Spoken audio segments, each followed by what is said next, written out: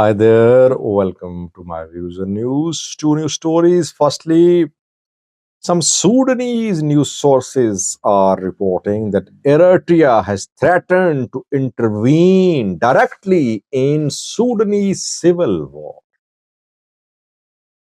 Does Eritrea intend to deploy its military directly in Sudan? Any preconditions for the deployment of its military? Because we know that yesterday Al Burhan, Sudanese military chief, visited Asmara. Secondly, viewers, Ethiopian state media is covering the political conflict in Jubaland between Jubaland regional government and Ethiopian federal government. And the coverage of Ethiopian state media is extremely pro-Jubaland, anti-Mogadishu. Let's start, viewers, from Eritrea.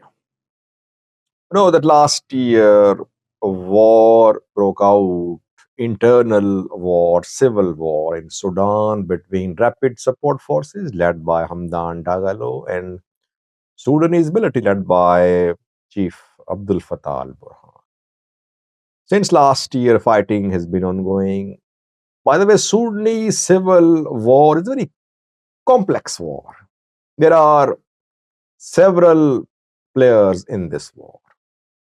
Internally, it's not just between RSF and Sudanese military. There are several other smaller players too. Regional militias, ethnic militias, religious groups. Externally, almost entire region is involved in one or the other form. Eritrea involved, Egypt involved, Chad involved, Ethiopia allegedly involved, South Sudan involved. Then internationally too, Middle East involved, Americans involved, Russians involved. So it's a very complex war. It's not simple to find a solution to lights gone out here. Let me just add a little light.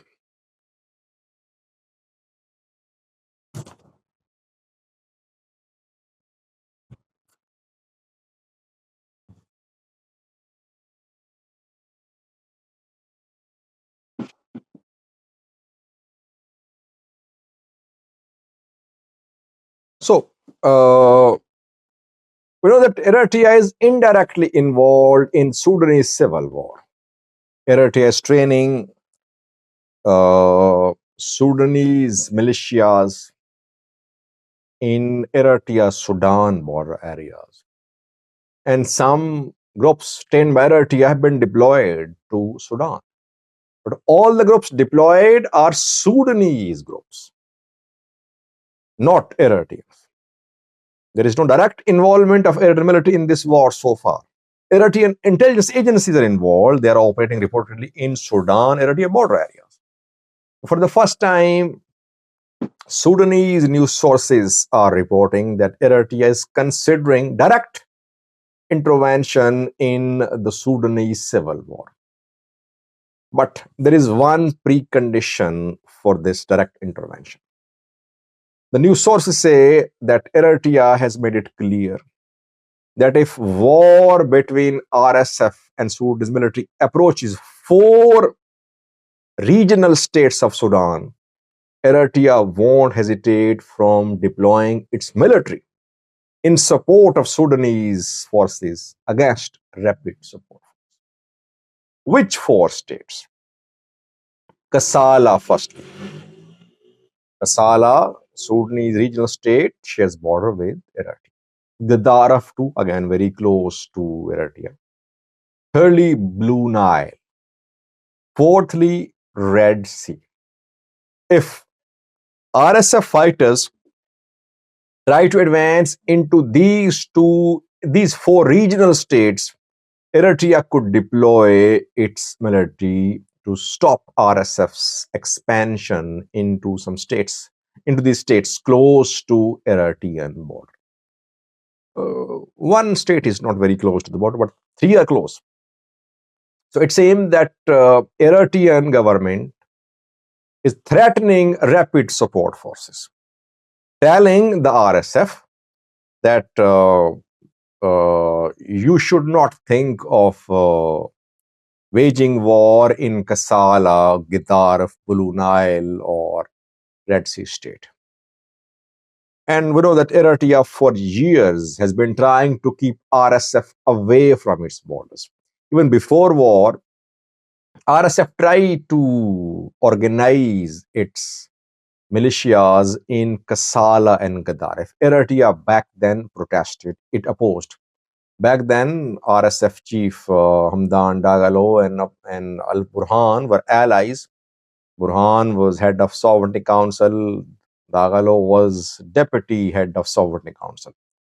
And Sudan, Eritrea relations deteriorated back then because Eritrea was opposed to RSF's expansion into Sudan, Eritrea border area. So once again, Isaias Afwerki has made his intentions clear. That is why Al Burhan was in Asmara yesterday. Al Burhan wants more military support from Eritrea. Eritrea cannot give logistical support to Sudanese military. Logistical support is coming mainly from Iran and Egypt for Sudanese military, while UAE is supporting RSF. But Eritrea can support in terms of training, in terms of intelligence collection, in terms of influencing some Sudanese groups which are pro-Eritrea, which can be used by Sudanese military against a rapid support force. That is why Al Burhan visited Asmara yesterday, reported. Secondly, viewers, we know what is happening in Jubaland. I've been updating you for the last 3 to 4 days. Since Monday, we have been seeing unprecedented tensions in Jubaland, which is the regional state of Somalia. Madobe, the president, got himself elected there in a controversial indirect election, which is being rejected by the federal government. The government of President Hassan Sheikh has issued arrest warrants of Madobe. Ethiopian troops indirectly supported Madobe in this election. Ethiopian troops deployed peacekeepers in Jubaland did not allow federal forces to be deployed to Jubaland in the run-up to and during the election. Now, when election has been conducted, Madobe re-elected. Now, federal forces are gradually entering Jubaland, and they want to remove Madobe from power from Kismayo. Ethiopian government is silent. We are seeing statements, strong statements by Jubaland, federal government of Somalia. Ethiopia is silent, but Ethiopian state media is giving coverage to Jubaland's position about this conflict. Jubaland 2 days ago issued a statement saying that the deployment of federal forces is basically a clan-based deployment of militias to destabilize Jubaland.